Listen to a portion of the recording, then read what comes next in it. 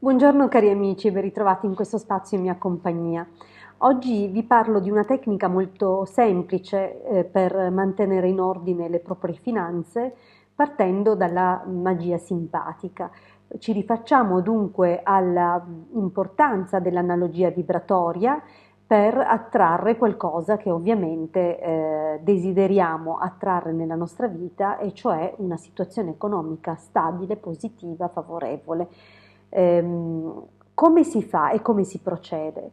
Mi rivolgo in particolar modo alle donne, perché siamo insomma noi donne quelle che portano in giro la borsa, la borsetta e così via, e dunque è più facile che all'interno della borsa si raccolgano vibrazioni dissonanti o discordanti, e dunque è importante appunto cominciare a partire da lì.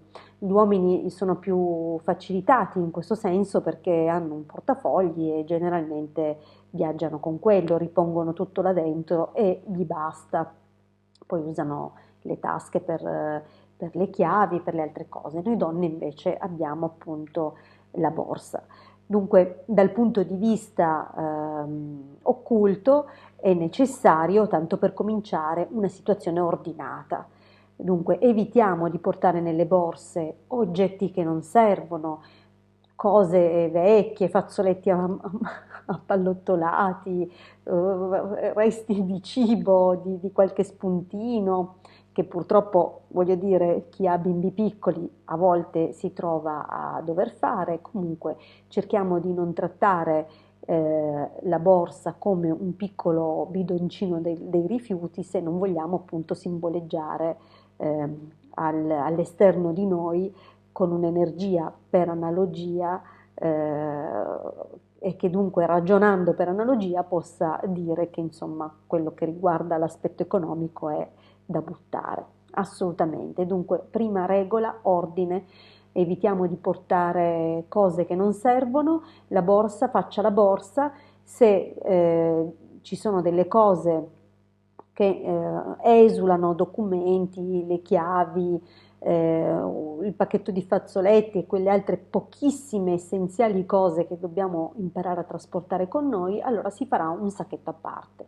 Mi odierete, poi le vostre shopping bag diventeranno vuote, però vi assicuro che vi ringrazieranno moltissimo, perché fluirà un'energia molto diversa.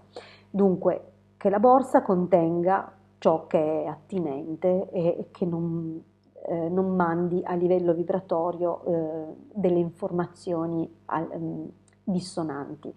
Queste semplici regole ci faranno stare meglio, troveremo tutto più facilmente e noteremo alla lunga dei benefici. Questo è importante. Tanto per cominciare, sono regole che sono antichissime e che sono applicazioni di quello che è il vasto, di quello che è il feng shui e così via, ma anche di quello che è il buon senso. Capiremo dal punto di vista occulto come queste poche semplici regole ci aiuteranno veramente in modo molto importante. E dunque, prima regola, ordine. Cominciamo svuotando completamente la borsa e riponendo al suo interno soltanto portafogli o portadocumenti se sono separati, un pacchetto di fazzoletti, il burro di cacao, insomma 4 cose, mi raccomando, le chiavi, tra l'altro le chiavi possibilmente in una tasca a parte, che le loro punte non vadano a disturbare l'altro scomparto dove appunto avremo il portafogli e le cose insomma attinenti ai documenti e cose del genere. Dunque, ben organizzata la borsa. E veniamo al portafogli.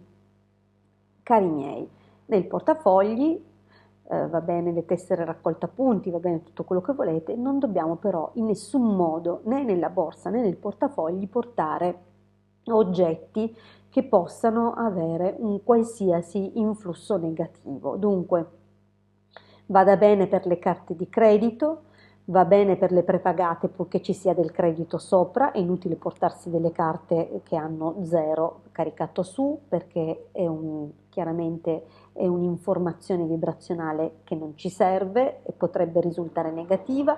Non portiamo estratti conti se gli estratti conti sono rasenti lo zero, per non dire sotto. Portiamo soltanto informazioni positive con noi, tutto il resto lo lasciamo a casa. Con noi e a stretto contatto con noi avremo i nostri amuleti, i nostri talismani, possibilmente i sigilli che mi avrete commissionato e che vi aiuteranno veramente, e tutte le altre cose che per analogia, e che adesso andremo a vedere, ci consentiranno di attrarre a noi. Ora faremo un altro piccolo discorso collegato non solo alle carte, le carte di credito o debito o prepagate che avremo con noi, ma anche proprio al fatto di avere i soldi all'interno del portafogli, che dovranno essere trattati ovviamente con il giusto rispetto nei confronti di una forma di coscienza, di cui la parte cartacea si fa soltanto manifestazione materiale, ma che è comunque il riflesso di un'intelligenza straordinaria e, vi assicuro, vivente e molto forte. Dunque sappiamo di doverci approcciare a questa energia, siamo consapevoli di doverlo fare con il massimo rispetto. Dunque soldi appallottolati no, devono essere stesi, conservati correttamente, in ordine di grandezza e di taglio, dunque tutti rivolti dalla stessa faccia e tutti in ordine. Questo poiché ovunque esistono delle gerarchie sul piano materiale, esistono delle gerarchie sul piano spirituale, anche all'interno del flusso del denaro esiste una gerarchia che va rispettata, dunque con il massimo rispetto e gratitudine posizioneremo i soldi dal taglio più grande al taglio più piccolo, tutti in ordine. Adesso non dico che dovrete mettere in ordine anche secondo la sequenza numerica stampigliata sopra, non esageriamo, però sicuramente quando ci approcciamo al denaro è importante farlo in modo ordinato. Un altro piccolo segreto, diciamo così, da portare sempre con sé è semplice.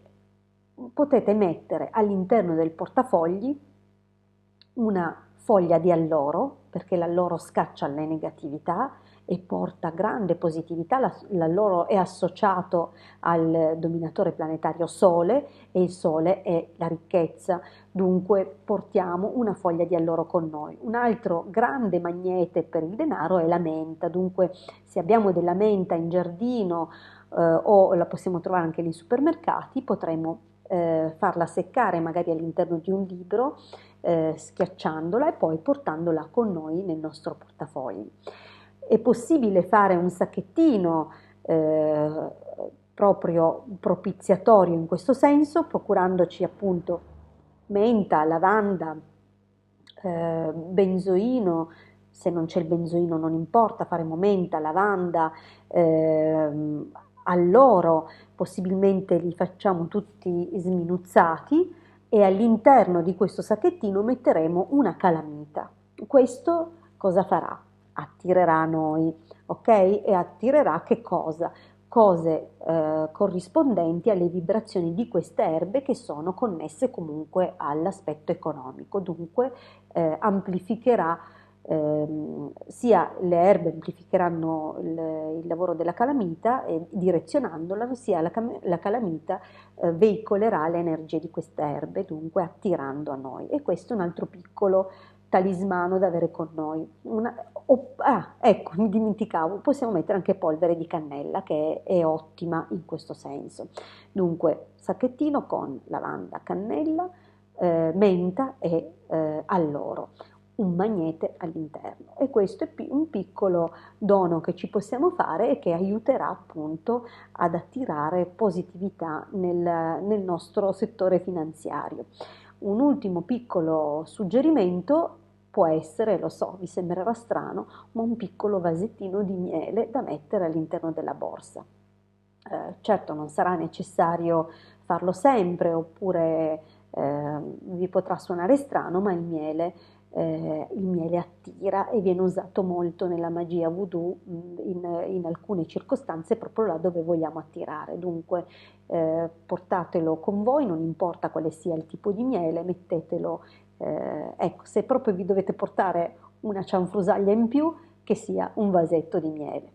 Bene, io vi ho dato tanti piccoli suggerimenti, sono sicura che mettendoli in pratica troverete dei vantaggi. In un'altra condivisione vi dirò altri due piccoli segreti che magari non sono tanto segreti, che però ho notato essere estremamente potenti ed efficaci. Dunque io vi ringrazio tantissimo per avermi ascoltato fino qui e vi rinnovo l'invito a iscrivervi al canale YouTube del Marietto Veneziano se ancora non l'avete fatto, di iscrivervi anche al mio canale YouTube se ancora non l'avete fatto, di tornarmi a trovare qui dove appunto vi divulgherò altre cose.